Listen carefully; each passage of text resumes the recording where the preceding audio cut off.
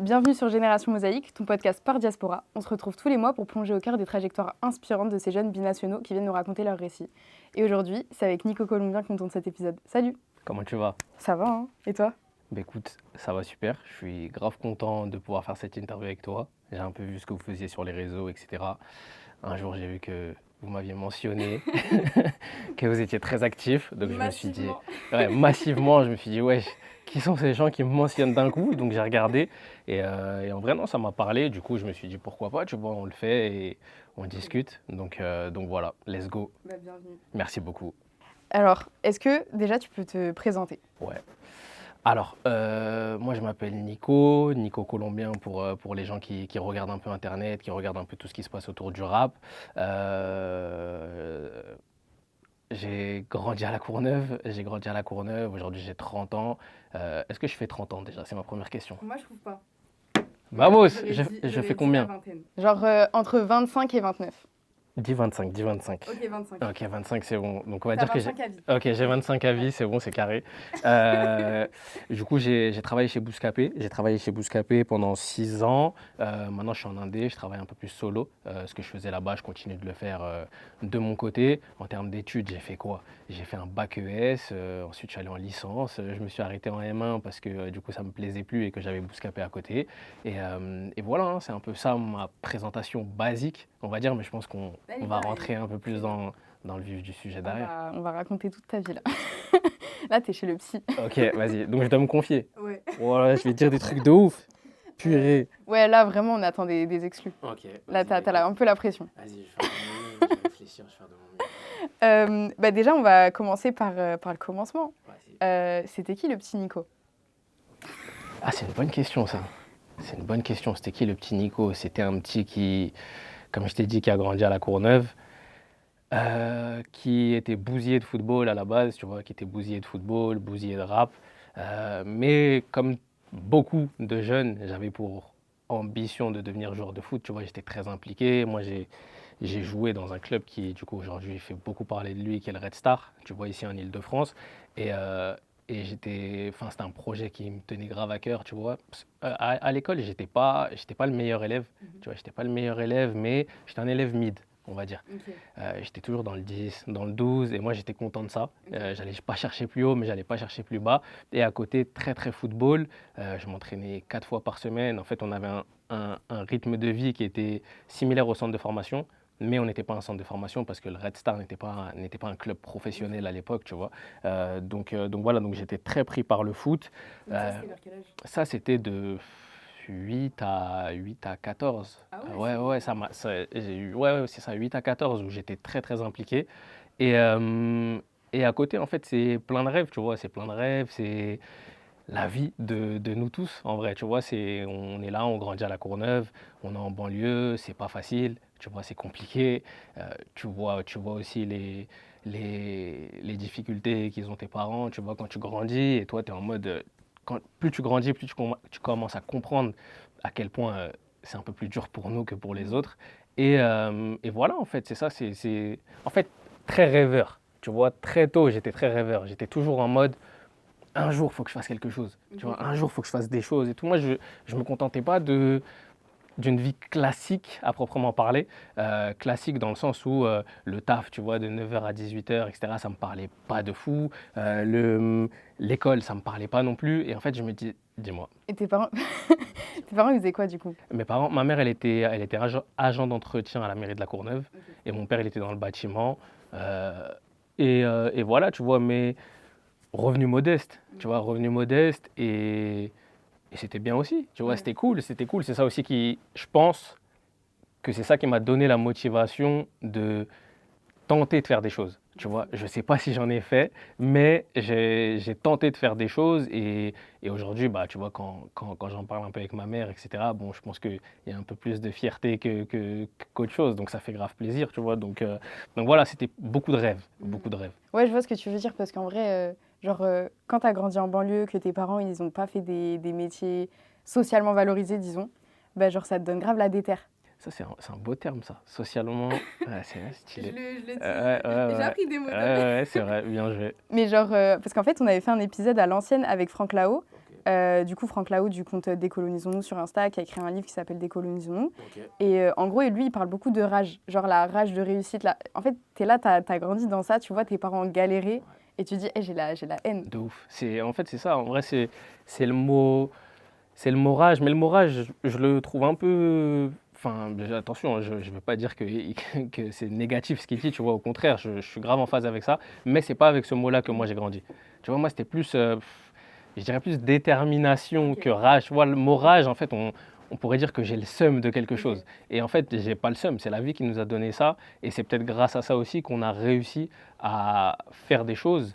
Et, et voilà, mais je comprends le mot rage. Ouais, mais t'as grave un regard optimiste. Genre, Ouais. Il faut, en fait, c'est que le monde d'aujourd'hui, il est compliqué, tu vois, il est compliqué. Depuis qu'on est né, en vrai, tous, tu vois, je pense qu'on voit les choses, on voit à quel point c'est compliqué. Tu allumes la télé, tu regardes les réseaux sociaux, il se passe des trucs de fou partout dans le monde, avec lesquels on est forcément en désaccord.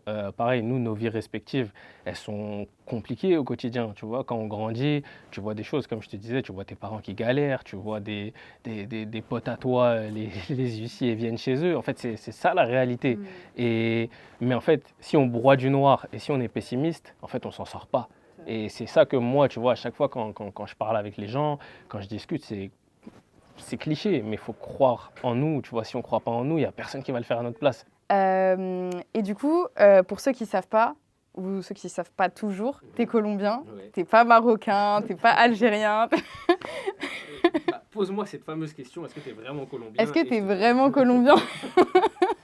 Oui, du coup, je suis vraiment colombien. La question, elle se pose depuis que je suis arrivé sur Internet. Et puis même en vrai, pardon, avant, les gens, ils me demandaient est-ce que tu es vraiment colombien, tu fais rebeu. Des fois, ils me disaient tu fais timal, tout. On m'a tout fait. Écoute, je prends. Moi, on va dire que je suis un enfant du monde, mais en vrai, non, colombien à 100%. Mes parents, ils sont colombiens les deux.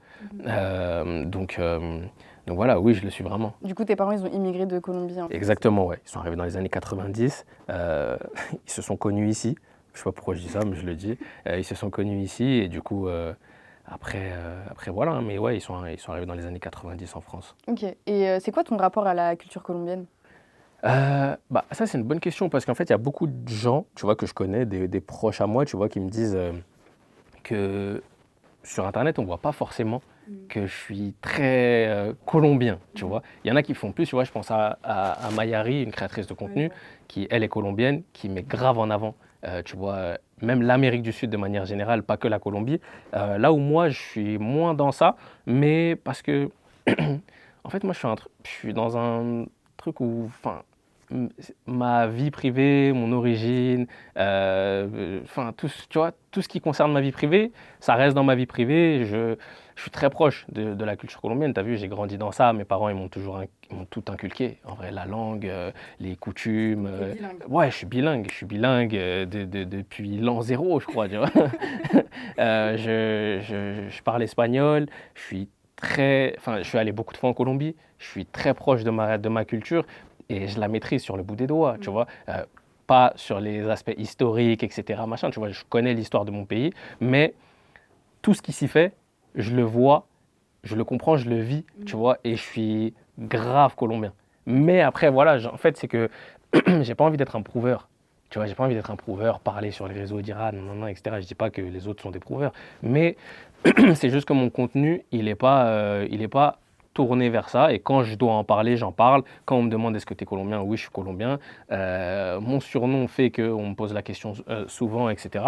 Mais ouais, je suis grave en phase avec ça, tu vois. Mais surtout que parce que t'es colombien et que c'est rare entre guillemets en France, on te demande de faire cet effort-là, C'est alors ça. qu'en vrai, la majorité des gens, enfin ceux qui sont rebeux, renois et tout, on leur demande pas de mettre en avant. C'est ça. En fait, c'est que comme les gens, ils ont tendance souvent à dire que je fais plus algérien, je fais plus marocain, etc. Et que dès qu'ils voient mon blaze, ils posent la question est-ce que tu es vraiment colombien?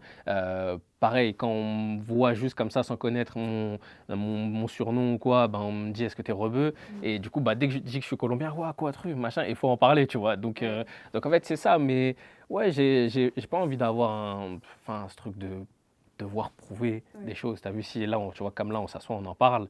je vais t'en parler, je vais te dire mon rapport à la Colombie. Mais après, d'être là sur les réseaux et dire ouais, je suis colombien, tu vois, moi j'en rigole et je fais des blagues dessus quand on me pose la question.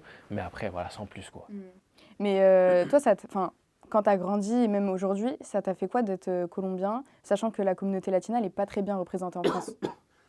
Ça, c'est une bonne question parce que, euh, en plus, je me suis posé la question il n'y a pas très très longtemps, mais il y a un moment, c'était pas hype d'être colombien, tu vois, c'était pas hype. Et moi, j'ai grandi dans la période où, et puis même avant, je pense que la génération même avant moi, c'était pas hype dans le sens où, euh, en fait, on nous rattachait toujours à Pablo Escobar, tu vois, à la drogue, à la cocaïne, au mauvais côté de la Colombie, tu vois. À côté, moi, j'étais grave football, tu vois. Et le football non plus, c'était pas hype de fou en Colombie. Tu vois, on avait un, deux joueurs par-ci par-là. Et du coup, il n'y avait pas ce truc de. En fait, tout est un peu négatif autour de moi à l'école quand on m'en parle. Même les grands qui vont me faire des blagues, ils vont me faire des blagues sur de la drogue, sur de la cocaïne. Ah, mais t'es parti en Colombie. Ah, mais est-ce que t'as ramené du sucre? Est-ce que t'as ramené de la poudre blanche, du truc, du machin? Et en fait, moi, je me disais, mais. Ah ouais, ça, est-ce que ça c'est stylé? Je sais pas, tu vois. Et en fait, tu sais, tu grandis un peu dans ce truc de tu te dis, est-ce que Pablo Escobar, c'est stylé? Parce que tu es petit, tu comprends pas. Et comme pour les gens, c'est stylé. Tu as vu la mafia, les trucs, les machins, c'est cool. Du coup, tu grandis un peu en mode, bah, je sais pas trop, je sais pas trop où me placer, ça a l'air bien, ça a l'air pas bien. Et après, c'est très tard, tu vois, que j'ai compris la chance que j'avais. Tu vois, c'est là que j'ai compris la chance que j'avais parce que je me suis dit, en fait, on a une culture de fou, on a un pays de fou et que, en fait, c'est pas du tout ce qu'on nous présente dehors, ce qu'on nous présente sur Internet, sur les réseaux sociaux. Et moi, mes parents, bah, tu vois, ils m'ont toujours inculqué les bonnes choses. Mais tu connais, tes parents, quand tu es petit, tu les écoutes là, ils disent, ouais, la Colombie, c'est cool, la Colombie, c'est ça, c'est pas que ça, non, non, non. Et quand tu sors et que le grand de ton quartier que tu kiffes parce qu'il joue trop bien au foot, il dit, ouais, t'as ramené de la cocaïne et toi, t'es en mode, bah, c'est pas la même chose. Bah, ils me disent pas ça là-bas, je comprends pas. Donc en fait, c'est un peu ça, tu vois, c'est ce truc de. J'ai mis longtemps à, à grave être en phase avec le truc et de dire, mais en fait, vous êtes des ouf. Tu vois, moi-même, juste, je me permets parce que moi-même, un jour, je me souviens, c'était il y a un moment maintenant, et j'avais fait un TikTok sur tu sais, le début de Narcos. Tu sais, quand il y a Pablo Escobar qui arrive à Medellín, etc., qui a la police, machin. Et en fait, il y avait une traîne sur ça, tu vois. Et je l'avais fait. Et derrière, en fait, bah, il y a la communauté, tu vois, même pas que les Colombiens, tu vois, il y avait des Péruviens, etc., machin. Bah, en gros, ils m'ont attrapé ma veste, tu vois, et ils m'ont dit, genre, t'es un ouf. Et en fait, moi, je me suis dit, mais ouais, je suis un ouf, je suis fou, tu vois, et c'était grave chaud sur moi. Et j'en avais parlé bah, avec, je sais pas si tu connais Claudia Rivera. Elle a fait récemment un truc sur Combini, c'est une Péruvienne, et j'en avais parlé. Voilà, et j'en avais parlé un peu avec elle, tu vois. Et du coup, j'avais compris en fait mon erreur. Parce qu'en fait, moi, pour moi, c'était assimilé dans ma tête. Moi, j'avais compris que c'était mal.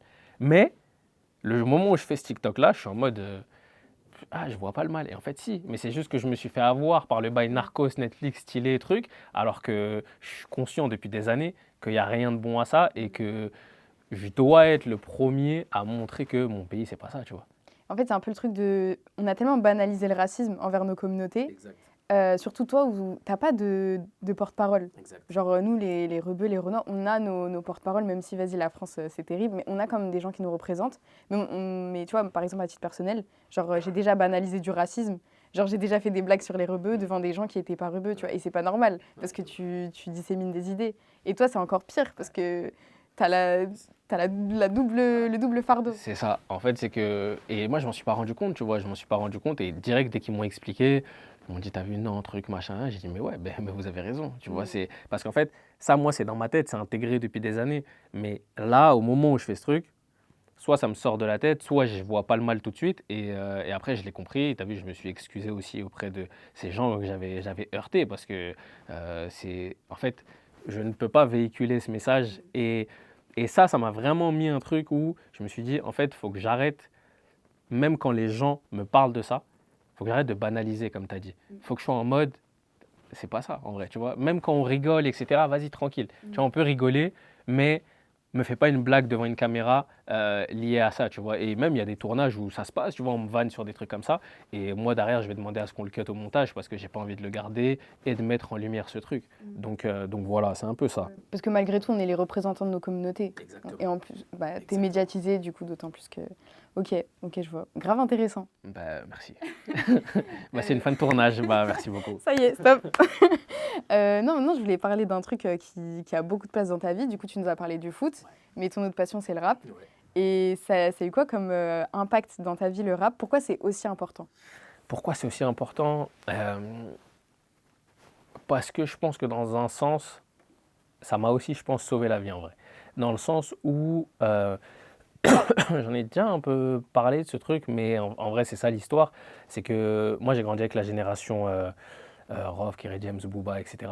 Et moi, j'avais pas de grand frère. Tu vois, j'ai grandi tout seul. Et, et en fait, j'écoutais beaucoup Kerry James, L'Impasse et Banlieusard. Et en fait, c'était des moments où moi, j'étais en train de grandir, où je voyais à côté ma mère qui galérait, tu vois. Et en fait, tu te poses beaucoup de questions. Tu as vu, t'es à La Courneuve, t'es à Aubervilliers, t'es dans des zones où tu vois tes potes, tu vois des gens qui font de l'argent, qui font des choses illégalement, mais qui font, tu vois. Là où toi, bah, tu es juste chez toi, tu vas au foot, tu rentres, tu vois que ta mère, elle gagne 600 euros, 700 euros et que c'est compliqué. Et tu dis, mais qu'est-ce que je peux faire pour l'aider, tu vois. Et en fait, tu te poses beaucoup de questions. Et en fait, moi, j'ai eu un ordinateur très tôt, je crois en CE1, CE2, j'avais mon ordi. C'était hype. Ouais, bah en fait, j'avais un cousin qui avait un bon taf et de temps en temps, il me mettait bien. Et en fait, il m'avait acheté un ordi et tout. Et en fait, moi, j'étais là, j'étais bousillé. Et j'étais comme ça toute la journée, je tapais, je regardais des clips, je me renseignais, j'essayais de comprendre les textes, etc. Très tôt, tu vois, moi, ma passion, ça a été les textes. Tu vois, je lisais et je me disais, ah, mais ça veut dire quoi? Truc, et je cherchais des trucs et tout. Et en fait, ces deux textes-là, je me suis bousillé à ça. Et en fait, tu vois, c'est des textes trop forts. Peut-être que tu vois, aujourd'hui, il y a une génération à qui ça parle pas et je comprends de fou, tu vois. Moi, c'était ma génération. Comme j'écoute les trucs de maintenant, mais peut-être que les gens de maintenant, ils vont se dire, eh, vas-y, Kerry, c'est un ancien, tranquille, je comprends, tu vois. Mais, tu vois, c'est des textes forts. Dans Banlieusard, en fait, ils nous motivent à nous en sortir, tu vois. On n'est pas condamné à l'échec, tu vois. La phrase, elle est classique, mais quand tu l'entends pour la première fois, tu vois, Banlieusard est fier de l'être, on n'est pas condamné à l'échec. Quand je l'entends, moi, je me dis, c'est une dinguerie. Genre, C'est puissant. c'est puissant, en fait. Je me dis, il a raison, tu vois. Il a raison. Pareil, quand Booba, il dit, tout le monde peut s'en sortir, aucune cité n'a de barreaux, tu vois. J'ai pas grandi en cité, mais j'ai grandi à La Courneuve. Bon, c'est juste une cité géante. Et il n'y a pas de mal à ça. Et après, pareil, dans l'impasse, en fait, il explique de bout en bout, sur un morceau de 10 minutes, que si tu vas dans l'illégal, bah, regarde ce qui va se passer. Et ça va se passer comme ça, comme ça, comme ça, comme ça. Et à la fin, bah, tu seras en prison. Et tous les gens qui seront avec toi quand tu avais de l'argent, bah, ils t'auront lâché. Tes proches, ils t'auront lâché. Tu vois. Et c'est ça qui, moi, euh, m'a fait comprendre le rap, m'a fait aimer le rap et qui m'a mis dedans de fou. Tu vois. C'était des leçons. Ouais, c'était des leçons. En fait, c'était des leçons et c'était des moments où j'avais besoin de leçons. Maintenant, du coup, tu travailles dans le rap. Du coup, tu as pu les rencontrer. Ouais. Tu leur as dit? Malheureusement, Kerry James, j'ai pas eu la chance de lui dire. On s'est vu, on a fait un tournage ensemble, mais c'était pas directement avec moi, mais on était là comme ça, tu vois, dans le même espace. J'ai pas eu la chance de lui dire parce que Kerry, tu vois, c'est un artiste qui vient, qui fait son taf, etc. Mais il n'y avait pas plus de discussion. J'aurais aimé.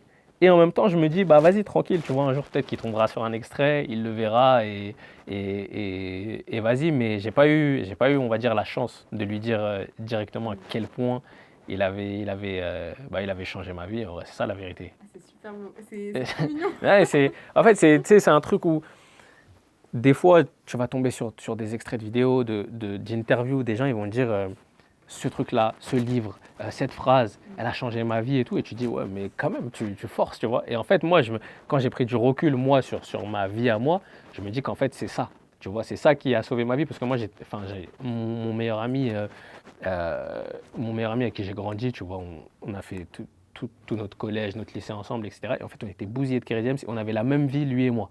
Tu vois, lui était avec sa mère, moi j'étais avec ma mère. Et en fait, on n'écoutait que ça. À midi, j'allais manger chez lui, elle met le truc, le Zénith, le machin, le Bercy, le truc. On mettait des clips, on regardait, on rappait, tout ça, on était excités. Et en fait, c'est ça qui nous a apporté. C'est ça qui nous a aussi, je pense, guidés inconsciemment, parce qu'on s'est jamais dit, ouais, c'est grâce à lui que là, on va pas aller faire ça, tu vois. Mais on était en mode, vas-y, viens, on se donne en cours. Si t'as pas d'argent, viens, on se prête un peu d'argent, truc. Mais viens, on fait pas de bêtises, tu vois. Viens, on n'est pas un problème en plus pour nos darons qui, déjà, c'est galère, tu vois. Donc, c'était ça, en vrai. Mon histoire avec le rap, on va dire qu'elle commence comme ça.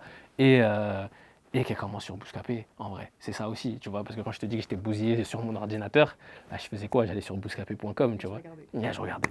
Et je regardais leur site, tout chaos, mais je le regardais, je le consommais et je connaissais tout par cœur. Ah, je suis morte. Ok, ok, ok. Voilà. Ah ouais, toi, t'es... On peut pas dire que t'es pas un passionné. Ah ouais, Genre, non, moi, t'as des étoiles dans les yeux, là. Ah ouais, non, moi, t'as vu, quand je te parle de ça, en fait, ça me remet dans un truc de... c'était une époque de fou. Ah, j'étais excité. En fait, j'étais excité. J'ai un peu perdu ça, on va dire, ces dernières années. Mais on va dire que pendant trop longtemps, je pouvais pas. Genre, si le son il était disponible quelque part, fallait que je sois le premier. Ah ouais. Fallait que je sois le premier. J'en parlais, mes proches, ils me voyaient comme un fou. Tout le monde me disait, mais t'es fou, tu te prends pour fif, en fait. Tu vois, très tôt, en fait, c'est là, tu te prends pour fif. Et c'est après que j'ai compris que, en fait, c'est le métier de ce mec-là que je voulais faire, tu vois. Ok. Et que ça n'avait rien à voir. Ouais, c'était ça. Je voulais pas être rappeur parce que j'avais rien à dire. Tu vois, je n'ai jamais su poser sur une prod. Je sais pas à quel moment il faut démarrer dans la prod. Mais je me suis dit, ce gars-là, il est là, il est avec des artistes, il traîne avec eux, il leur pose des questions, il essaye d'en extraire le meilleur. Et je me suis dit, peut-être qu'un jour, je pourrais peut-être le faire. Et déjà, sur mon stage de troisième, j'avais tenté un move d'affoler, d'effrayer sur Bouscapé. J'étais parti sur le site, j'avais envoyé un truc sur leur site. Bon, ils ne l'ont jamais vu. Et après, j'avais retenté ma chance un peu plus tard et ça a payé, quoi. T'étais vraiment déter. J'étais déterminé. Troisième direct. Terminé. Ahmad de chez Bouscapé, quand je suis rentré, je lui ai dit, tu sais pas, moi en troisième déjà, je voulais venir faire une semaine ici et tout. Il m'a dit, mais t'es fou, en troisième, on était encore que quatre, on était à Évry et on n'aurait rien eu pour toi, tu vois. Et après, ouais, non, passionné. C'est archi beau. Genre, ça donne trop... Enfin, c'est magnifique à voir. Merci beaucoup. Et moi, j'ai une question aussi. C'est... en gros, tu vois, le rap français tel qu'il a évolué et tout, il a été porté par des afro-descendants. Genre, des gens qui viennent d'Afrique. Toi, t'es latino, comment t'as pu t'identifier à ça? Parce qu'il y a beaucoup de refs aux cultures africaines, à un vécu de personnes soit rebeux, soit renois, tu vois. En vrai, moi, j'ai jamais eu trop de mal à m'identifier à ça, dans le sens où nos vies, c'est toutes les mêmes. Tu vois, nos vies, c'est toutes les mêmes. Quand un artiste il rappe que c'est dur chez lui, que truc, machin, ou alors qu'il rappe un truc d'ambition, de projet futur, on a tous les mêmes. Et à côté, même si moi je suis colombien, qu'à la maison on est Colombie 100%, dehors, mes potes, moi c'est des rebeux, c'est des renois, et que je vais pas te dire que je me sens comme eux parce que je ne suis pas eux, et que eux ils ont leur histoire, ils ont leur culture, mais on se comprend, on se ressemble, on a les mêmes codes. En fait, c'est qu'on est pareil. Tu vois, on est pareil dans... C'est l'aspect social. C'est ça. En fait, c'est ça. C'est l'aspect social. Nos histoires, c'est les mêmes. Tu vois, nos histoires, c'est les mêmes. Toi, tes parents, ils sont venus d'Algérie, du Maroc. Tu vois, je sais pas d'où. Du Maroc, voilà. Ils sont venus du Maroc. Non, mes parents, ils sont venus de Colombie, mais ils sont venus pourquoi? Pour essayer d'avoir un meilleur avenir déjà, peut-être pour eux, tu vois, pour essayer de faire des choses et nous donner un meilleur avenir à nous. Donc, tu vois, à partir de là, ce que toi, tu vas raconter, on va peut-être raconter la même chose, tu vois, et c'est juste qu'on aura des petits problèmes qui seront différents, peut-être par la couleur de peau, peut-être parce que t'es rebeu, parce que t'es truc, mais je pense que nos histoires c'est les mêmes et un artiste qui soit renois, rebeu ou je sais pas, ou argentin, en fait je pense qu'on s'identifiera quelque part dans son texte. Non, je vois de fou. Parce que même, tu vois, moi je suis une meuf, donc j'ai pas forcément les mêmes problématiques. Ouais. Enfin, on fait pas face aux mêmes trucs. Et pareil, tu vois, j'ai pu m'identifier à des messages. Genre, ce que tu disais, même le texte banlieusard là, de Kerry James, je trouve il est trop puissant. Ouais. Et, Toi, c'est quoi le texte qui t'a le plus touché? En fait, je vais dire un nom et c'est à boycott aujourd'hui. Ah. Donc, non, vas-y. Non, archi pas, c'est pas du tout mon délire. Non, parce qu'en fait, non, mais tu sais que Ouais, c'était Nekfeu. À un moment, genre Nekfeu, je saignais ça. Et ouais, mais maintenant, bah non, en vrai, j'écoute plus du tout Nekfeu, tu vois. Après, en Mais vrai, le truc, c'est qu'aujourd'hui, il y a ce qui se passe, oui, bien etc. Et sûr. que toi, ça t'a marqué à une époque où il n'y avait pas ça, tu vois. Et du coup, Et c'est Mais quoi le texte? Je sais même plus, mais en fait, je pense que c'était plusieurs textes de Nekfeu parce qu'en ok. fait, j'aimais trop le fait que il parle de moi, l'injustice et tout, ça, je suis trop une Ça meuf de. te... T'es Ouais, militante. ouais, de fou. T'es Ok. t'es moi. Ah ouais, j'avoue. T'as vu? Attends, Bah, après, elle est stylée. t'as vu? Ouais. Ouais.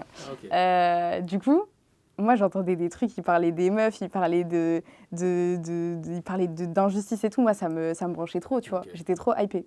Après, ouais, en vrai, je pense que c'était plus ça qui m'avait marqué. Ok. Après, par la suite, mais c'était plus Est-ce que drôle. ça t'a incité, pas incité, est-ce que ça t'a poussé à être militante? Est-ce qu'en gros, c'est des Non, je pense que déclics? c'était Ok. d'autres choses qui m'ont. Ok. Mais c'était plus en mode, ah, tu te reconnais dans le message. D'accord, ok. Ah, ok, je suis pas seule en fait dans cette matrix. Il y en a d'autres qui pensent la même chose que moi, tu vois. Ok, ok. Parce que je trouve qu'il y a aussi le truc de, bah, quand tu viens de quartier et tout, que dans nos cultures, on n'a pas ce truc d'extérioriser. Genre, on parle pas trop, il y a plein de tabous. Donc, tu vas pas forcément parler des difficultés, tu vas pas forcément dire à tes potes, ouais, c'est dur la vie et tout. Non, c'est jamais comme ça que vous allez vous capter, vous allez jamais dire des trucs comme ça. Et du coup, de voir que bah, y a plein de rappeurs qui ont parlé des difficultés, qui ont osé. En vrai, je trouve ils ont grave fait ce travail d'extériorisation, de libération de la parole sur des thématiques dont on parlait pas forcément. Ouais, c'est vrai. Donc ça, tu vois, c'est plus en mode, ça soulage. Et t'es en mode, ah ok, vas-y, je suis pas toute seule. Je suis pas folle en fait. Ouais, non, je capte. C'était plus ça. Ok. Et ouais. Et attends, du coup, maintenant, je voulais te poser une question sur ta maman. Ouais, dis-moi. Parce que tu parles souvent de ta maman Ouais. dans les interviews et tout. Et déjà, est-ce que ta mère, c'était une personne qui... Enfin, c'est une personne qui te... Enfin, C'était en mode, elle a clamsé. Non, mais je voulais dire c'était genre quand t'étais Elle jeune. n'est plus là. Paix à son âme, en tout cas. Je pense à elle. Non, non. Non, mais Maman, oui, maman colombien, désolée. Désolée. Dieu merci, c'est. Non, non, non, je voulais dire plutôt quand t'étais jeune, tu Ouais. vois. Est-ce que ta maman, elle te poussait de fou? Est-ce qu'elle était exigeante? Est-ce qu'elle te disait, ouais, tu dois bien travailler? Enfin, est-ce qu'elle elle te demandait un niveau d'exigence ou elle était plus en mode, bah, t'inquiète, genre fais ce qui te plaît tant que t'es épanoui? En vrai, sur la partie déjà football, comme j'étais très impliqué, elle s'est toujours pliée en quatre pour que je puisse faire du foot. Tu as vu, le début de l'année, il fallait payer la licence. La licence, c'était un peu cher, tu vois, c'était 125 euros. Et pour l'époque, c'était beaucoup. C'est trop cher le sport C'est, quand ouais, t'es parents, c'est tu pas vois, riche. c'était 120 euros. Et après, en fait, c'est le quotidien aussi, tu vois, c'est avoir des crampons, avoir des trucs, renouveler un peu son truc. Et, euh, et, et le truc, c'est que moi, en gros, mes parents, ils ont divorcé quand j'avais 8 ans. Et en fait, c'est que avant, mon père, il m'avait mis dans un cadre de vie où je manquais de rien, tu vois. Et j'étais dans un truc où la dernière paire qui est sortie, je l'avais. Euh, les dernières sapes, j'étais dedans, tu vois. J'étais le mec du moment, Ouais, tu vois. À 6-7 piges, j'étais déjà le mec du moment, j'étais excité, etc. Sauf que quand ils ont divorcé, en fait, le pouvoir d'achat, il a baissé direct. Mais ma mère, par ego, elle a jamais voulu que mon standing il baisse, tu Elles sont vois. trop fortes, nos darons. Et que, ouais, pour le coup, C'est ouais, dingue. pour le coup, oui. Et en fait, elle a toujours été, tu veux cette paire, vas-y, pas tout de suite, mais tu vas l'avoir. Et du coup, en fait, elle faisait plus pour que j'ai cette paire. Et du coup, elle m'a toujours mis dans ce truc de qu'est-ce que tu veux faire, comment est-ce que je peux t'aider, comment est-ce que je peux te motiver à faire plus et que tu sois en mode au foot, tu es motivé parce que tu es bien, tu vois, tu as ce qu'il te faut. À l'école, elle a été exigeante sur l'école, mais tu connais, avec ses limites, parce que en fait, elle ne pouvait pas m'expliquer ce que je comprenais pas à la maison, tu vois, quand j'avais un devoir ou quoi, elle ne pouvait pas me l'expliquer. Mais derrière, quand il y avait réunion parents-prof et que ça disait, ouais, peut-être un peu trop bavard, ça, elle le comprenait direct, tu vois. Bavard, un peu trop agité, ça, elle le comprenait. Et du coup, elle a toujours été très sévère sur ces trucs-là. Dès que ça disait comportement, etc., paf, on confisque le téléphone, truc, machin. Mais ouais, tu vois, strict, et ça m'a aidé. Mais dans mes projets, elle a toujours été tu veux faire du foot, vas-y. Genre, s'il faut, elle m'accompagnait à 5 heures du matin quand il y avait des rendez-vous pour nous emmener à un tournoi. Et pareil, tu vois, un peu plus tard, quand il y a eu le truc Bousca qui s'est présenté et que je me suis posé la question de est-ce que j'arrête en M1 ou, ou je signe officiellement chez Bouscapé, en fait, j'étais déjà très grand, hein, tu vois. C'était il n'y a pas très longtemps, finalement. Et 25 ans, t'inquiète. ouais, j'ai 25 ans. C'était il y a 2 ans, du coup. Mais tu vois, à ce moment-là, en fait, je me suis juste tourné vers ma mère. Je lui ai dit, je fais quoi? Genre, je fais quoi? Alors que la décision, je pouvais la prendre tout seul. Et je lui ai dit, là, t'as vu, soit je repars sur une M1 que j'ai pas eu parce que j'étais déjà un peu chez Bousca, soit je tente un truc dans ma passion. Elle m'a dit, est-ce que c'est fiable? Parce que tu vois, Bouscapé, ça lui parle pas, elle. Et elle me dit, est-ce que c'est fiable? Est-ce qu'ils vont pas t'arnaquer? Est-ce qu'ils vont pas te dire que oui, machin, nan, nan. Et moi, je savais à qui j'avais affaire. J'avais affaire à des gens sérieux enfin, qui me promettaient pas, mais qui m'avaient présenté un projet qui était viable. Et en fait, c'est elle, tu vois, elle m'a dit, bah va, tu vois, va chez Bousca et fais ce que tu as à faire, tu vois. Et du coup, elle m'a toujours motivé et soutenu dans mes projets et sévère quand il a fallu l'être. Et je me suis fait frapper comme tout le monde parce que bah, il le fallait, tu vois. J'ai pris mes coups de ceinture et vas-y, carré, tu vois. Mais ça m'a aidé. Ok, je vois. Non, en vrai, ça me rappelait ma maman, parce que même moi, genre, en fait, t'es fusionnel avec elle, genre, Ouais. Ouais. t'es assez Et proche. ouais, en fait, je suis proche et en même temps un peu distant parce que tu connais, hein, il y a ce truc un peu de, je sais pas, il y a quand plus tu grandis, pudeur voilà, c'est ça, il y a une pudeur qui se crée. Mais Mm, même. Voilà, c'est ça. En fait, c'est que, par exemple, ce que je te dis là, Mm. bah, j'arrive difficilement à lui dire, tu vois. Ok, Même je si elle le sait, et en fait, je suis en mode, elle le sait. Et après, c'est les trucs de, tu connais, quand il passe l'arme à gauche, tu commences à dire, ah, j'aurais peut-être dû lui dire, j'aurais peut-être dû lui dire que non, non, non. Mais des fois, je fais l'effort d'envoyer un petit WhatsApp pour dire, hey, merci, etc. Ou regarde la vidéo, regarde le truc.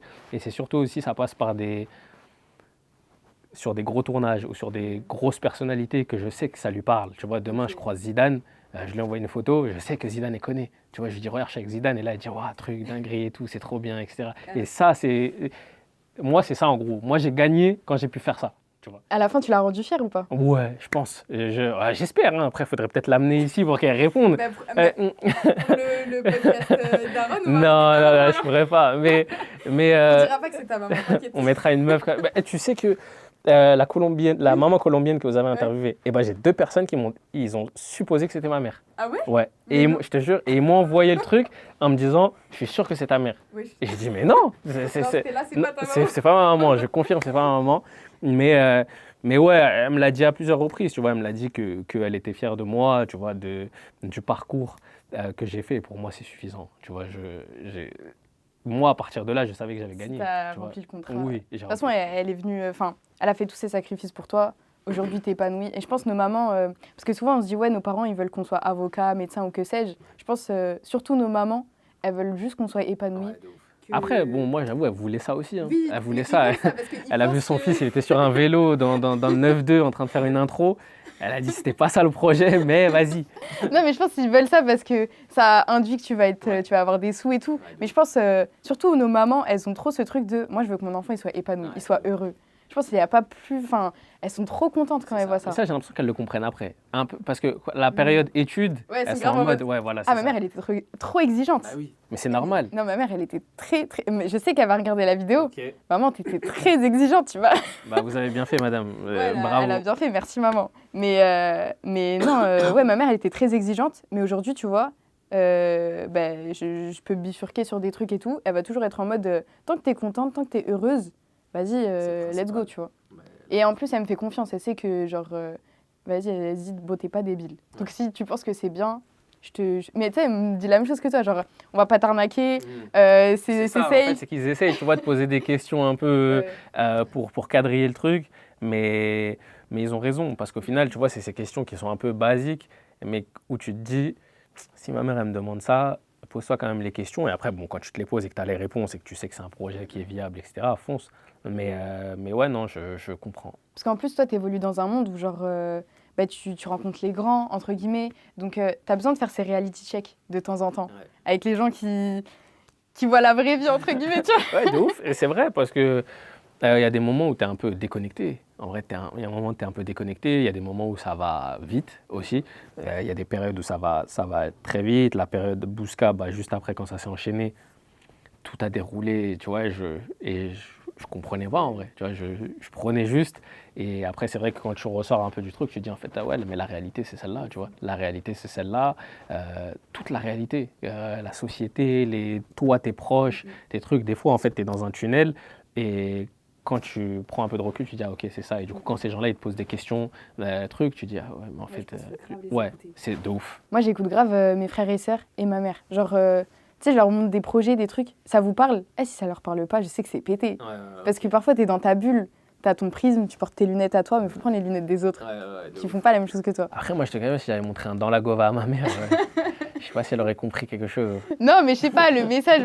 En vrai, nos mamans, parfois, elles comprennent pas, mais elles sont en mode, de bon, vas-y, De ça ouf. se voit, t'es content. Oui, continue. en vrai, c'est ça. Non, mais je comprends, en vrai. Je rigole, mais je comprends de fou. T'as grave raison. Du coup, dans ta bio, il y a écrit, je cite, attends, il y a écrit quoi? Surnommé El Craquito car j'excelle dans tous les sports, Ouais. selon moi. Exactement. Du coup, t'as l'air d'avoir confiance, Ouais. sans être prétentieux. Ouais. Est-ce que t'as déjà eu le syndrome de l'imposteur? Bah, c'est une bonne question. Est-ce que j'ai déjà eu le syndrome de l'imposteur? Oui et non. Oui et non. Oui, parce que j'ai du mal avec l'appellation journaliste. Ok. Parce que j'en suis pas un, en vrai. J'en suis un pour les gens parce qu'ils me voient interviewer d'autres personnes. Mais j'en suis pas un parce que, en fait, moi, j'ai toujours eu un petit problème avec le fait de m'approprier un métier où je n'ai pas fait d'études pour ça et où je vois des gens qui font des études pour ça, qui galèrent pour arriver à ça. Et moi, je viens comme ça et je dis, bah, je suis journaliste. Tu vois, c'est moi, je suis journaliste. Donc, en fait, quand il y a cette appellation, tu vois, dans des interviews ou dans des présentations de moi, qu'on dit journaliste, là, je me dis, bon, avec le temps, ça s'est un peu estompé. Mais pendant un moment, j'étais en mode, pas sûr que ça soit le terme.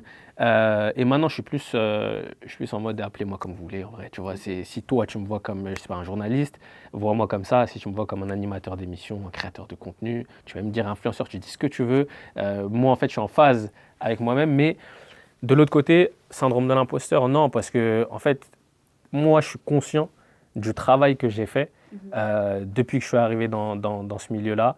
Du charbon du jour au jour le jour que je faisais chez Bousca, que je fais aujourd'hui tout seul. Et je sais que j'ai travaillé pour ça. T'es légitime. Ouais, moi, j'ai pas de problème avec ça. À partir du moment où je me vois travailler, où je me suis vu galérer, réussir, truc, machin, qui va me dire non, en vrai, tu vois, Ouais, t'es totalement légitime. Et en plus, c'est à toi de poser la légitimité. c'est ça, tu Si- vois, c'est ça. Et du coup, ouais, non, syndrome de l'imposteur, non. En vrai, j'aurais pu l'avoir si j'avais senti que j'avais mis une carna dans l'histoire et que je me serais faufilé dans un truc et que j'aurais tout obtenu facilement. Ok. Mais le parcours, il était pas facile. Tu vois, les gens aujourd'hui sont en mode t'étais chez Bousca, etc. Machin, mais t'arrives chez Bouscapé, mais Bouscapé, c'est la grosse écurie. Tu vois, faut être dedans, mais faut exister chez Bouscapé. Tu peux arriver chez Bouscapé et ne jamais réussir à t'imposer. Et puis c'est surtout moi, la mission en tout cas qui m'était confiée, c'était, t'es un peu le nouveau FIF, tu vois. Et FIF, c'est 15 ans de Bouscapé. Mais t'avais pas la pression de fou. Quand je m'asseyais et que je réfléchissais, oui. Mais quand on me l'a dit, j'étais plus hype par le truc et déter à relever ce défi, en tout cas de tenter d'être le nouveau visage de Bouscapé pour une nouvelle génération. Mais ouais, non, pas de pression. Pas de pression. Plus ce truc de se dire, putain, là, en fait, c'est comme un joueur de foot. Tu vois, quand il arrive au Barça, je sais pas, il vient de Nantes, ça signe au Barça. Et là, en fait, tu te dis, bah là, j'ai tout devant moi. Maintenant, ça va être à moi. C'est à moi de prouver. Là, je vais pas avoir 10 ans pour prouver. Il faut que je prouve au jour le jour. Et moi, j'étais surexcité. J'étais surexcité. Et tous les jours, j'étais là-bas. J'étais là-bas de 9h à 20h, 21h. Et je restais, je parlais avec les gens. Ahmad, je le rendais ouf. Je lui posais 30 000 questions. Et ça, et ça, et ça. Et toi, t'en penses quoi? Et lui, et truc. Et en fait, j'établissais comment dire, un truc pour comprendre ce game. Tu vois, pour le comprendre, pour faire les liens entre les gens, progresser aussi. Tu vois, progresser. J'ai toujours été ouvert à tout ça pour pour que tout rentre bien dans ma tête. Et tout ça, ça m'a permis de perdurer, en tout cas la période où j'ai été là-bas, tu vois. Et c'était mon plus gros défi. Ok, ça a fait ce que t'es toi aujourd'hui. Ouais, franchement, ouais, ça m'a ouvert beaucoup de portes et ça m'a permis surtout de vivre de ma passion Et du coup, bah, on en revient à ma mère et de lui dire, bah, en fait, tu as vu le choix qu'on a fait là il y a quelques années, bah, en fait, il s'est avéré être payant, tu vois. Il s'est avéré être payant et du coup, bah, on est un peu mieux quoi maintenant. Trop bien, trop bien. Attends, j'allais dire un truc. Ah oui, c'est que, bah, en vrai, genre, je peux comprendre que tu aies eu le syndrome de l'imposteur parce que, genre, quand on dit journaliste, mais que t'as pas fait les études pour, genre, je peux comprendre, mais en même temps, Toi, t'es journaliste? pas du tout. Ok. Et tu vois, genre, Ok. c'est une dinguerie, genre, Ok. je suis très culottée. Bah, on est des imposteurs. On est grave des on est des imposteurs. Ok. Mais bah, en vrai, genre, avec Diaspora, j'ai grave ce syndrome de l'imposteur. Ok. Le truc de me dire, parce qu'au départ, c'était un podcast. Ok. Ensuite, on s'est dit, on était hypés. Les gens nous disaient, ouais, faites un média. On se dit, bah vas-y, on fait un média, on va commencer à écrire des articles et tout. Moi, je suis pas rédactrice en chef, tu vois. Mhm. Je sais pas faire ça. Mais tu vois, j'ai ce truc de, je vais aller demander à mes potes. Quand je sais pas, j'assume. Genre ça, je sais pas faire. Donc, je vous laisse m'apprendre. Ok. Parce que mon objectif, c'est que... Enfin, déjà, moi, ma formation à la base, moi, j'étais en école d'ingénieur. Ok. Après, Rien à là, voir. rien à voir. Ok. Là, je suis à Sciences Po, rien à voir. Du coup, genre, j'ai pas les codes de plein de trucs. Je veux pas non plus, genre, me disperser pour être médiocre à la fin. Ouais. Tu vois, j'aime bien être carré dans ce que je fais, Ok. mais j'aime beaucoup apprendre. Et genre, me dire que je peux me suffire, pas me suffire à moi-même, parce que j'aime beaucoup être dans le collectif, mais genre, je veux savoir ce qu'on fait, tu vois. Je veux pas être en mode, ouais, un tel, il fait ça, et Ouais, tu puis... veux comprendre tout ce Ouais, qui je veux se passe. trop comprendre. Genre, je suis très curieuse et j'aime trop apprendre. Genre, ça m'enrichit de fou. Mais du coup, ouais, j'ai ce truc de...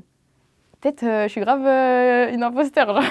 Non, en vrai, je pense que en fait, on est dans l'ère où tout est possible pour tout le monde peut créer, tout le monde peut avoir des idées, tout le monde peut faire son média. Après, comme tu dis, c'est réussir à bien le faire derrière. Et je pense qu'aujourd'hui, tu es dans la bonne posture et tu as bien compris.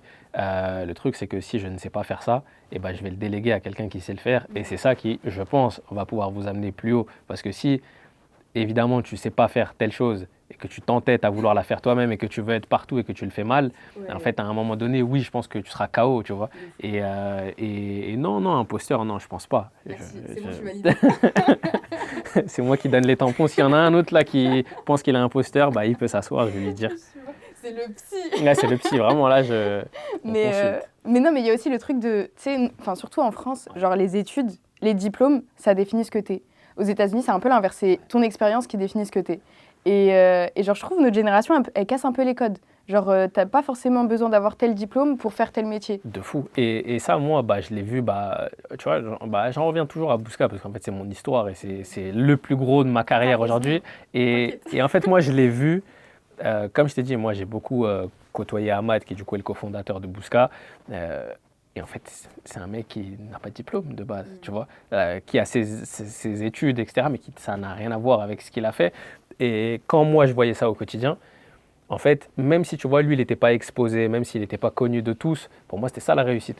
Et en fait, je voyais et je me disais, mais la réussite, elle est devant moi, elle est sans diplôme à proprement parler. Et en fait, c'est juste un mec qui a parlé avec les gens, qui a compris, qui s'est entouré des bonnes personnes, qui a travaillé intelligemment et qui a juste utilisé son cerveau pour bien faire les choses. Et aujourd'hui, bah, c'est un chef d'entreprise du plus gros média de France. Et en fait, je me suis dit, bah, en fait, c'est ça, tu vois. Que je sois connu ou pas connu, c'est ce modèle-là. Je ne dois pas être en mode, ah, mais moi, mes études, mes trucs, mes machins. Non, ça y est, en fait, tu es dedans. Bah, comment est-ce que tu t'informes pour être meilleur chaque jour dans ce milieu-là et essayer d'être le meilleur, tu vois. Après, je n'ai pas la prétention de dire que j'ai été le meilleur ou quoi, mais en tout cas, moi, dans ma tête, c'est toujours mon objectif. Parce que c'est ça qui me motive et c'est ça qui me pousse aussi à regarder les autres, à voir ce que les autres font et du coup, bah, de me surpasser. Tu vois, je vois un tel, je me dis, ah ouais, c'est lourd, etc. Tu vois, un Mehdi Maizi, par exemple, tu vois, je vais regarder. Bah, par exemple, l'époque où lui faisait rap-jeu, moi, je faisais dans la Gova. Et c'était deux contenus qui n'ont jamais été concurrents, mais qui cartonnaient les deux. Et en fait, moi, je regardais et je disais, ah, les bâtards, c'est lourd de fou, tu vois, genre, ah ouais, le casting, il est lourd de fou. On s'élève ensemble. Ouais, c'est ça. Et derrière, en fait, j'étais en mode, vas-y. Et du coup, direct, j'écrivais des messages, il faut qu'on envoie un casting de fou, tout ça, machin. Bam, dans la Gova, après, paf, on cartonnait. Et c'était ça, tu vois, et ça m'a toujours motivé. Mais sainement. Ouais, mais ça, c'est cool parce que tu vois, en fait, le système dans lequel on vit, il nous force un peu, surtout les gens racisés, tout ça, genre à se tirer les uns sur les autres. Genre, on est interchangeables. C'est le meilleur qui gagnera, c'est soit toi, soit moi. Sauf que je trouve avoir la mentale de se dire, vas-y, viens, on s'élève ensemble. Dans tous les cas, en fait, faut leur montrer à ceux qui dirigent le système qu'on va s'imposer et que ce sera pas soit toi, soit moi, c'est nous deux ou... Voilà, Et exactement. il n'y a pas d'autre choix, en fait. Exactement, je suis grave d'accord avec toi parce que moi, j'ai grave du mal avec le fait que, comme tu as dit, que nos énergies elles soient négatives et que en fait, on regarde l'autre et qu'on se dise, ouais, truc, machin, et qu'on essaye de tirer le truc vers le bas. Au contraire, en fait, c'est que le gâteau, déjà, il est super grand. En fait, le gâteau, il est super grand et les gens, ils s'en rendent pas compte. Moi, je fais cette émission, si elle marche, et bah, genre, sois juste content et va faire ton émission. Et je te jure que si ton émission, elle est bien, et bah, elle va cartonner aussi. Et qu'en fait, on va se regarder, on va se dire, bah, lourd de ouf, tu vois. Et que, en fait, on va alimenter le truc. Et comme je te dis, ce gâteau-là, il est trop grand, tout le monde peut manger. Il faut juste être concentré, bien faire les choses et avoir une énergie positive. Parce que, en fait, on peut pas, tu vois, on peut pas être nous contre nous. C'est impossible. Tu vois, genre ça, moi, j'ai grave du mal avec ça. Moi, quand je vois des gens, même, il y a peut-être des gens que j'apprécie moins. Tu as vu, il y a des gens, quand je regarde leur travail, je les apprécie moins. Mais je vais jamais dénigrer son truc, son machin. Je vais juste force à toi, tu vois, force à toi, arrache tout. Et parce que t'imagines si je viens publiquement et je dis genre ouais non lui truc et tout, bah non, genre c'est un mec comme moi, tu vois. Ouais, voilà, c'est ça. On a la même vie, on sait que c'est difficile. C'est ça. Vas-y, ça me plaît pas. Tant pis, respect, juste, j'en C'est ça. parle pas. En fait, t'aimes pas, tu regardes pas, tu cliques pas et puis c'est tout, tu vois, c'est tout simple. Mais viens, on se descend pas entre nous, ça sert à rien. Ça nous mène nulle part et au final, on passe juste pour des débiles et on s'organise pas bien parce qu'au final, c'est ce que les autres font. Ils sont très bien organisés. Voilà. Ils sont très bien organisés et c'est comme ça qu'ils arrivent au sommet, tu vois. Ouais, de fou. Non, c'est grave ça. Je vais sauter un peu du coq à l'âne. Ouais. Est-ce que tu as conscientisé le fait que tu es devenu un peu un modèle pour les jeunes qui te ressemblaient? Euh,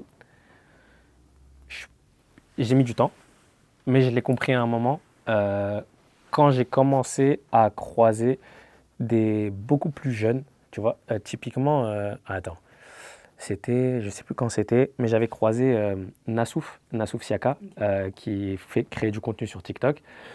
Et en fait, il m'avait dit, eh, mais tu sais que moi, je regardais tes vidéos, j'avais 13 piges et tout, 12 piges. Et en fait, je me suis dit, mais maintenant, il en a combien? Il en a 17, 18 à l'époque, J'ai tu vois. regardé tes vidéos. Hein. Merci, ça fait plaisir. Et en fait, c'est là où je me suis dit, mais ouais, en fait, c'est ça. C'est que ceux qui avaient 12 ans, 13 ans, qui en ont 18, 19 aujourd'hui, etc., au moment où, en tout cas, j'ai eu cette réflexion, je me suis dit, bah, c'est vrai qu'en fait, je me mets moi à leur place, du moi de 12 ans qui regardait Internet et qui, du coup, regardait des personnes. Et en fait, c'est à ce moment-là où j'ai compris que bah, il y avait des petits qui, comme moi quand j'étais petit, ils n'avaient pas forcément envie d'être rappeurs et qu'en fait, ils regardaient ce que je faisais et ils se disaient, ça peut être lourd ça, tu vois, d'être dans une voiture ou d'aller faire 72 heures avec Maes ou d'aller nan parce qu'en fait, c'est l'artiste qui kiffe et en fait, eux, ils se disent, mais si j'étais à la place de ce gars-là, bah, je kifferais faire ce qu'il est en train de faire. Et en fait, je l'ai compris et je me suis dit que c'était un de mes objectifs qui était atteint. Tu vois, parce qu'en fait, je me suis dit, si moi je viens dans ce game-là, bah, j'aimerais bien pouvoir, sans prétention aucune, et vraiment, si je peux marquer une personne, deux personnes, 10 personnes par mon travail, et que ça peut peut-être donner envie à quelqu'un qui avait pas de projet, qui l'école ça lui plaît pas, le taf ça lui plaît pas, et il se dit, bah peut-être que ça, j'aimerais pouvoir me lancer là-dedans un jour. Si j'en ai juste un qui a fait ça en France, c'est bon, c'est carré, tu vois. Et après, voilà aussi, tu vois, je ne peux pas être en mode aveugle sur les chiffres qu'on a fait. Tu vois, on était un média, on faisait des millions de vues, tu vois, et on n'est pas des artistes, on n'est pas, c'est pas des clips qu'on sort, tu vois, c'était des contenus divertissants qui faisaient des millions de vues et qui forcément à un moment donné, bah, ça touche. Ouais, tu vois, ça touche des gens qui regardent. Et après, est-ce que j'ai réussi à les marquer? Bah, si j'ai réussi à les marquer, je suis content, tu vois, moi je suis content.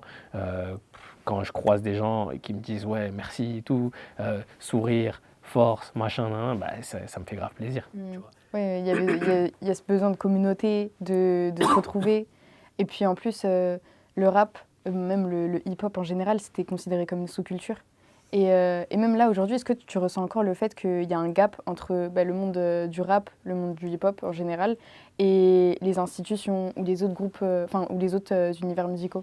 J'ai l'impression que, je sais, je suis un peu partagé sur la question, mais parfois j'ai l'impression que cet écart-là, il se diminue parfois j'ai l'impression que ça bouge pas, tu vois, quand tu regardes les victoires de la musique et qu'il y a encore 1 an, 2 ans, même maintenant, en vrai, on est là, on se dit, wesh, vous forcez, tu vois, qu'est-ce que vous faites? Donc là, tu sens quand même que t'es pas respecté et qu'il y a encore un problème.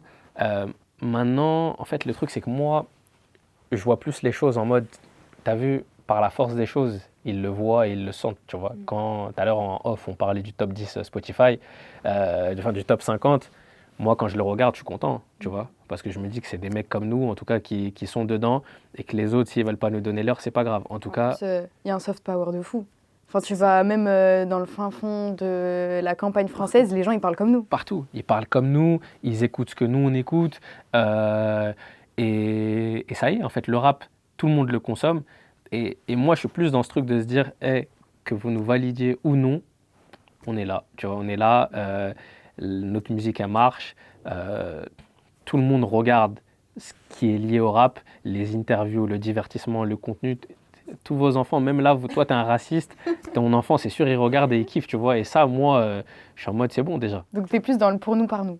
Ouais, c'est ça. En fait, moi, je suis plus dans ça, plutôt que de me dire, ah, il y a des écarts trop importants, etc. Tu as vu, ces gens-là, en fait, il faut qu'à un moment donné, il y ait des gens comme nous qui arrivent dans ces institutions, mais ça va prendre du temps, tu vois, ça va prendre du temps qu'ils mettent en place des trucs et qu'ils ouvrent plus de portes, et j'espère que ça va avoir lieu, parce qu'en fait, notre objectif, c'est quoi au final? C'est qu'on s'étende encore plus, qu'on nous respecte encore plus, parce que c'est surtout ça, c'est du respect, qu'on arrête de nous banaliser et de nous faire passer pour, tu vois, pour ce qu'on n'est pas, ou en tout cas minimiser nos artistes qui sont numéro 1 partout, et que eux, ils viennent comme ça, ils disent oui, ouais, ouais, bien la pop, bien le truc, bien le machin, vas-y, tranquille, tu vois. Donc, ça va prendre du temps, mais en attendant, faut pas se frustrer, il faut plus être fier de ce qui est fait sur toutes ces dernières années, et de tout ce que les anciens ont mis aussi en place pour que tout ça puisse arriver. Parce qu'aujourd'hui, on aime bien dire oui, on est dans l'âge d'or du rap français, depuis 2016, l'arrivée du streaming, etc. Mais à un moment donné, il faut respecter aussi les autres, tu vois. Si on est là aujourd'hui, c'est grâce. Tous. Les artistes qui sont là aujourd'hui, c'est grâce à des mecs d'avant. Nous-mêmes, on est là grâce à des gens avant nous. Et ceux qui arriveront après nous, bah, ils seront là parce que bah, on a peut-être réussi à ouvrir des portes et à faire des choses. Donc en fait, c'est de la transmission, et il faut que ça perdure. En fait, c'est ça, il faut que ça perdure. Et qu'on soit humble aussi, parce que nous, les jeunes, on aime trop dire ouais, on a inventé l'eau chaude et tout. Alors, C'est vous les 2000. Les 2000, vous êtes grave dans ça. Les 2000, vous aimez bien dire que vous avez inventé des choses. ça fait 25 ans, non Ah oui, c'est vrai.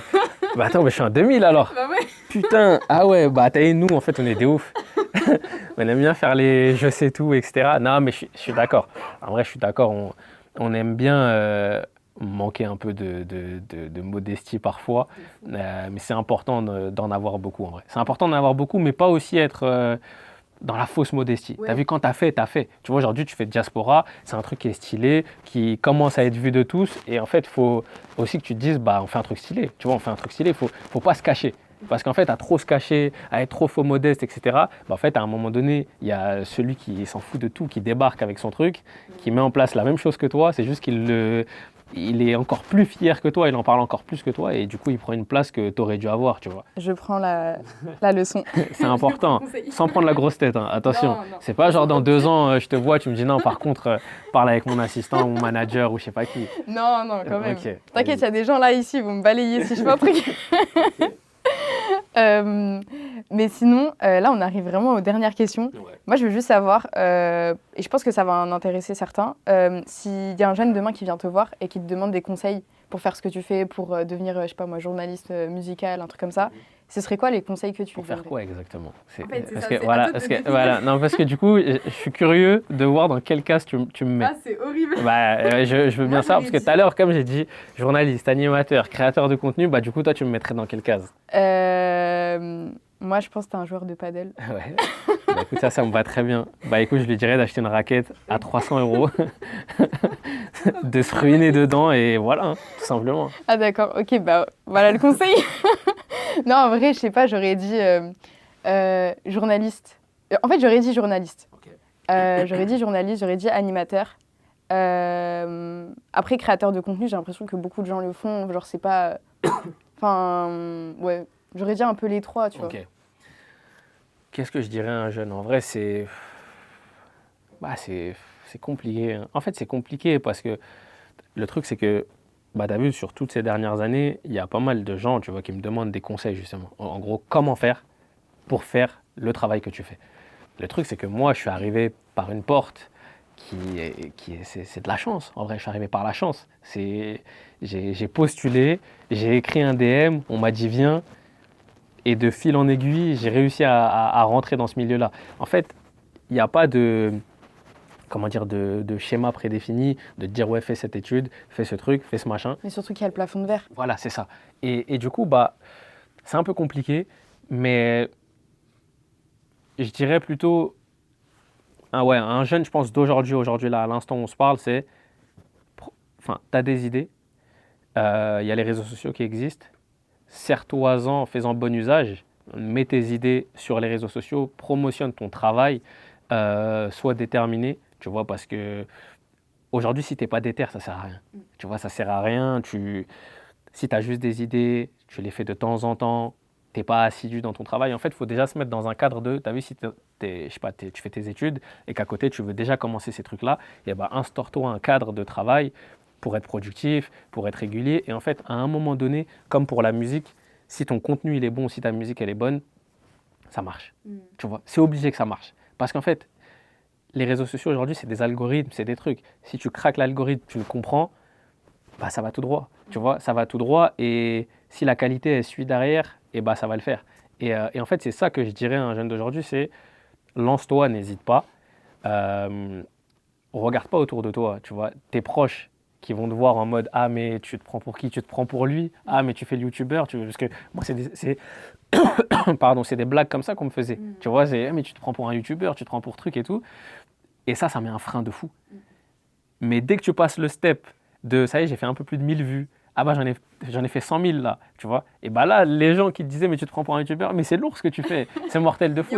Ouais, tu vois, et là tu es en mode mais attends, mais je me prenais pour truc à la base et maintenant tu me dis c'est bien, tu vois. Donc c'est vraiment faire abstraction de tout ce qui se passe autour de toi et de te dire comment est-ce que je vais aller toucher des gens qui me connaissent app, tu vois. Et des gens qui me connaissent app, qui ont la même passion que moi, tu vois, lui il me connaît pas, comment est-ce que je peux aller le toucher avec une vidéo, avec un contenu. Donc en fait c'est ça, c'est n'hésitez pas, lancez-vous, n'attendez pas après les grosses entités, parce que ça sert à rien. En fait, les grosses entités, ils vous verront si votre travail il est lourd, tu vois. Et c'est eux qui viendront vers vous. C'est ça la vérité. C'est que, en fait, aujourd'hui, oui, tu peux aller toquer à la porte de Bouska et dire oui, bah je fais ça.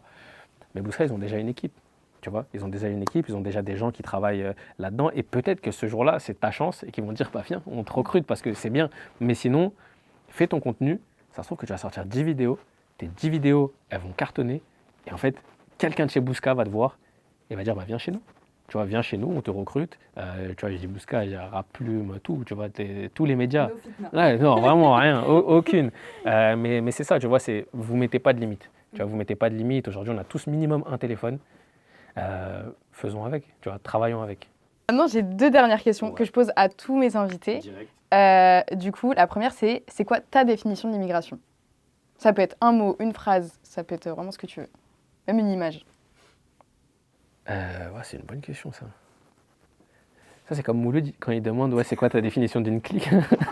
C'est un peu ça, non? C'est version diaspora. Ouais, c'est version diaspora. Ils répondent quoi, les gens? Triche, là. Je sonde. Richesse, force. Mais vas-y, change, t'as vu. Fais pas force, richesse. Force, ok. Attends, il y avait quelqu'un qui nous avait dit un truc stylé un jour. Je sais plus. Bah, je dirais richesse, force. Le mec pas original de fou. Il y a une nouvelle personne. Ça va? Tu vas bien? C'est une bonne question. Même moi, je sais pas quoi. Richesse, force. Je mettrais peut-être le mot détermination que j'ai dit au début. Tu vois, détermination. Parce que c'est... Ça te fait rire? Au hasard. Quoi? J'ai dit un mot au hasard? Quoi? Mon mot, il colle pas? Moi, je trouve que c'est bien. Non, mais tu peux dire s'il pue sa mère, dis-le. S'il pue sa mère, dis... Non, mais dis-moi qu'il pue sa mère, le mot. Il il a grave dit ça. Ouais, bah écoute, Mais Antoine, tu veux plus qu'il revienne ici? non, bah écoute, je vais chercher un autre mot. Détermination, c'est pas le bon. Je sais pas, je vais dire un truc quoi. Lionel Messi, je sais pas. Bah j'ai paniqué, je suis désolé. Non, ça, malgré les hops, je vais dire détermination, hein. Je je vais dire détermination, ouais, parce que en fait, c'est le sentiment que j'ai eu très tôt et que mes parents ont eu aussi, tu vois, pour réussir à aller un peu de l'avant, de s'en sortir et de mettre les choses en place pour qu'on puisse s'en sortir, tu vois. Donc je choisirais. Moi, je valide. Ah ouais, bah c'est bon, si toi tu valides, c'est bon. Ça, c'est un commentaire Twitter, c'est Twitter Ah, de qui fou, m'attaque là. de fou.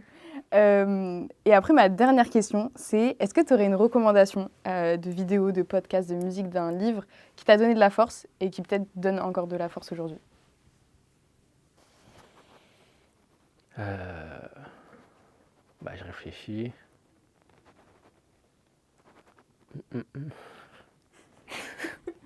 Antoine, tu dis rien? Ouais, j'aurais dit Ouais. ça. Ouais, moi, je pensais que Ouais, t'allais j'hésitais dire, entre ça et la saison 2012-2013 de Lionel Messi. Parce que ça, Tu veux dire les deux, hein? 92 buts en une saison, excuse-moi, mais ça, il n'y a personne qui l'a fait. Je n'ai jamais vu ma mère mettre 92 buts en une saison. Impossible. Elle peut dire ce qu'elle veut. Non, ça, pardon.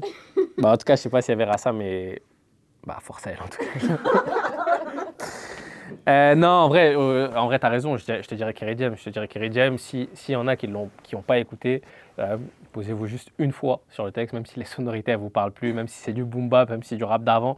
Pas le combat continue, l'impasse et banlieusard. Et juste écouter le texte, le comprendre, parce qu'en fait, ça n'a pas changé. Ça n'a pas changé. Et vas-y, tu vois. Ça fait grave écho à aujourd'hui encore. Bah, merci pour tes recommandations, merci pour tout. Merci à toi. C'était super. Merci beaucoup. Bah écoute, j'ai kiffé. Franchement, j'ai passé un bon moment. C'est une discussion grave naturelle. Donc franchement, merci beaucoup pour l'invitation. Et puis force en vrai pour Diaspora. J'espère que ça va aller plus haut. En tout cas, c'est ce que je vous souhaite.